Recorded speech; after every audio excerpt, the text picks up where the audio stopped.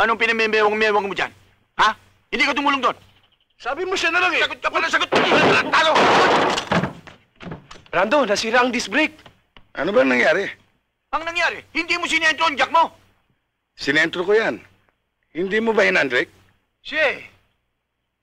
Alam mo namang mga tanga itong mga tawang ko. Mas tanga ka pa pala. Huwag naman ganun.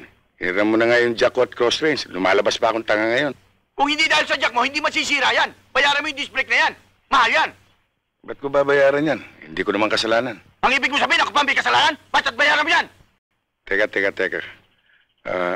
Alam mong totoo niyan. Ikaw ang tanga dahil kumukuha ka ng mga taong tanga eh.